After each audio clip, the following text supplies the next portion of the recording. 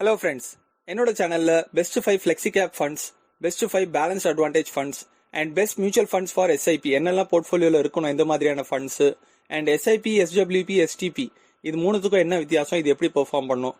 So இது மாதிரியான நிறைய வீடியோஸ் என்னோட சேனலில் நான் ஆல்ரெடி அப்லோட் பண்ணியிருக்கேன். இந்த வீடியோஸ்லாம் பார்க்காதவங்க டிஸ்கிரிப்ஷனில் லிங்க் கொடுத்துருக்கேன், போய் ஒரு வாட்டி செக் பண்ணிக்கோங்க. வெல்கம் டு உங்கள் இன்வெஸ்ட்மெண்ட் கோச் யூடியூப் சேனல். என்னோட சேனலை ஃபர்ஸ்ட் டைம் பாக்குறீங்க அப்படின்னா உடனே சப்ஸ்கிரைப் பண்ணி வச்சுக்கோங்க அண்ட் கூடவே அந்த பெல் ஐக்கானை கிளிக் பண்ணி ஆல் செலக்ட் பண்ணி வைங்க. ஸோ தட் நான் அப்லோட் பண்ற எல்லா வீடியோஸும் உங்களுக்கு கிடைச்சிக்கிட்டே இருக்கும். இன்னைக்கு நம்ம வீடியோல நம்ம பார்க்க போறது UTI ஃபோக்கஸ்டு ஈக்விட்டி ஃபண்டோட NFO பத்தி தாங்க. ஆமா, நியூ ஃபண்ட் ஆஃபர் வந்து லான்ச் பண்ணிருக்காங்க UTI மியூச்சுவல் ஃபண்ட் தான் பாத்தீங்கன்னா மியூச்சுவல் ஃபண்ட்ஸ்க்கே ஒரு பயனியர் சொல்லலாம். அவங்க தான் ஸ்டார்ட் பண்ணதே ஃபர்ஸ்ட். ஸோ இவங்க வந்து ஒரு NFO புதுசா ஒரு ஃபண்ட் லான்ச் பண்ண போறதா அனௌன்ஸ் பண்ணிருக்காங்க. இந்த NFO ஓப்பன் ஆகிற டேட் பாத்தீங்க அப்படின்னா 4th ஆகஸ்ட் ஓப்பன் ஆகுது. க்ளோஸ் ஆகிற டேட் வந்து 18th ஆகஸ்ட். ஐ திங்க் நான் போடுற வீடியோ ஒரு 3 நாள் கழிச்சு தான் போடுறேன். ஸோ 4th ஆகஸ்ட் இது முன்னாடி ஓப்பன் ஆயிடுச்சு. இந்த ஃபண்ட் வந்து பாத்தீங்கன்னா டோட்டலி ஹை ரிஸ்க், லாங் டேர்முக்கு மட்டும் தான் இது சூட்டபிளா இருக்கும். லைக் அவங்களே சொல்லியிருக்காங்க இது வெரி ஹை ரிஸ்க் கேட்டகரியில வருது அப்படின்ட்டு.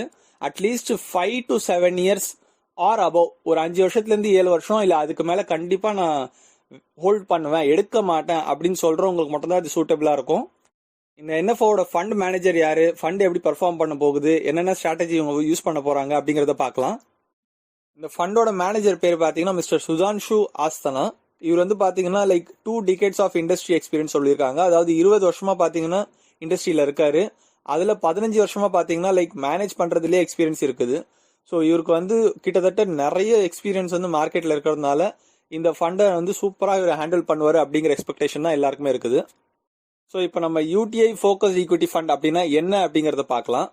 இதுல வந்து 4 ஆப்ஷன் கொடுத்துருக்காங்க பாருங்க. அதாவது 4 பாயிண்ட் கொடுத்துருக்காங்க. Concentrated portfolio, leverage of research expertise, optimal portfolio diversification, uniquely positioned. இந்த 4 தான் இவங்களோட வந்து ஆணித்தனம் அப்படின்னு சொல்லியிருக்காங்க. லைக் தம் ரூல் அப்படிங்கிற மாதிரி சொல்லலாம். So expectation like exposure to hand picked high conviction ideas. லிவரேஜ்ல என்ன கொடுத்துருக்காங்கன்னா experienced fund management team tracking large set of companies and maximum of 30 stocks across sector and market capitalisation.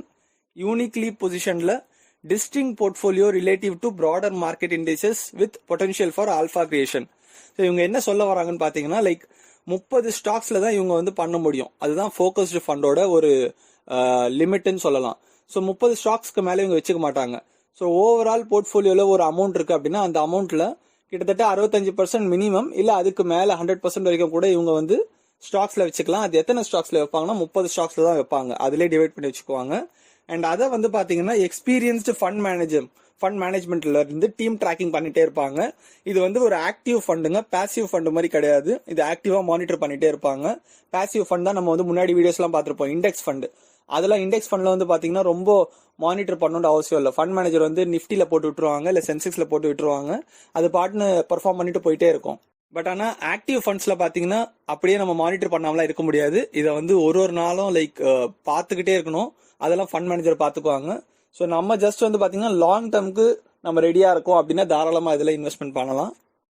இந்த போர்ட்ஃபோலியோ வந்து concentrate பண்றதே வந்து பாத்தீங்கன்னா லைக் ஹேண்ட் பிக்ட் ஐடியாஸ், ஒரு homemade மாதிரி இருக்கும். ஸோ அதாவது சிஸ்டமேட்டிக்கா இருக்காது. எல்லாமே வந்து இவங்களோட எக்ஸ்பெக்டேஷன் வச்சு லைக் இவங்களோட எக்ஸ்பீரியன்ஸ் வச்சு இவங்க ஹேண்ட் பிக் பண்ண போறாங்க அப்படின்னு சொல்லிட்டு சொல்லியிருக்காங்க.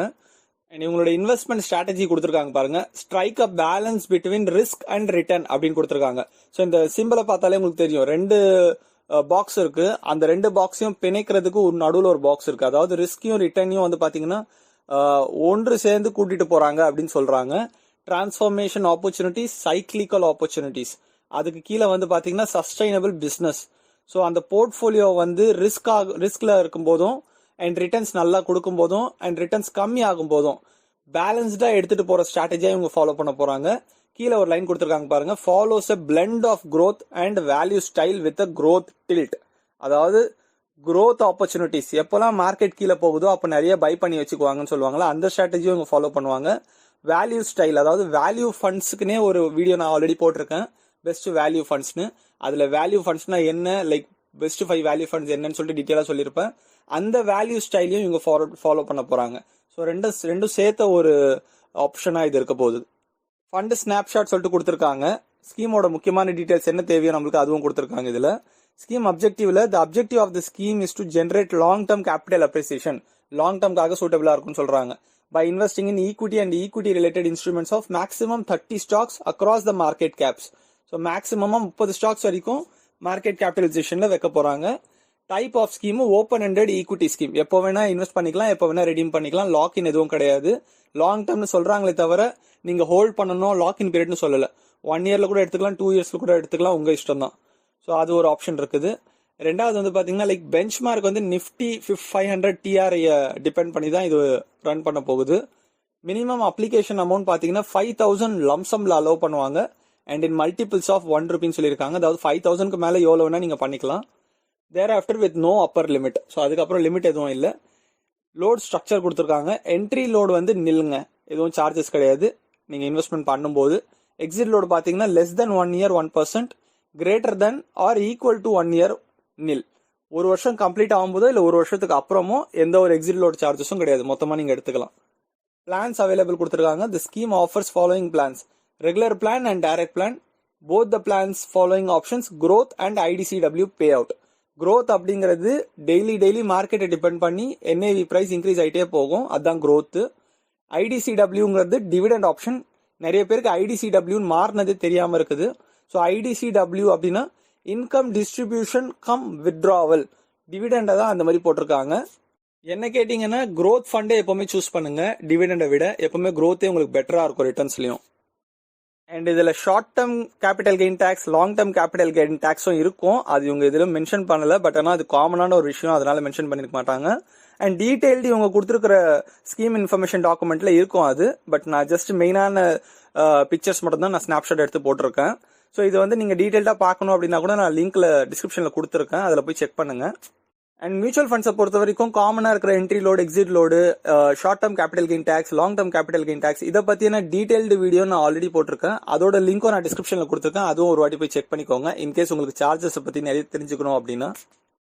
UTI focused equity fund NFO வந்து பாத்தீங்கன்னா இன்வெஸ்ட்மெண்ட் பண்றதுக்கு ஒரு ஆப்ல அக்கௌண்ட் இருக்கணும், இல்ல உங்ககிட்ட ஆல்ரெடி மியூச்சுவல் ஃபண்ட் அக்கௌண்ட் இருக்குன்னா தாராளமா பண்ணலாம். ஸோ நீங்க வந்து NFO ஸ்டார்ட் பண்ணீங்களோ 14ஆம் தேதிக்கு முன்னாடி நீங்க இன்வெஸ்ட்மெண்ட் பண்ணிக்கோங்க, அப்பதான் உங்களுக்கு NFO வந்துடும்.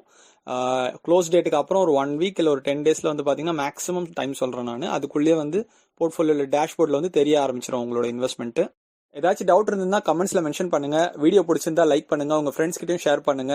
மறக்காம அந்த சப்ஸ்கிரைப் பட்டனை கிளிக் பண்ணி வச்சுக்கோங்க. அண்ட் கூடவே அந்த பெல் ஐக்கானை கிளிக் பண்ணி ஆல் செலக்ட் பண்ணி வைங்க. ஸோ தட் நான் அப்லோட் பண்ற எல்லா வீடியோஸும் உங்களுக்கு கிடைச்சிட்டே இருக்கும். Thank you so much.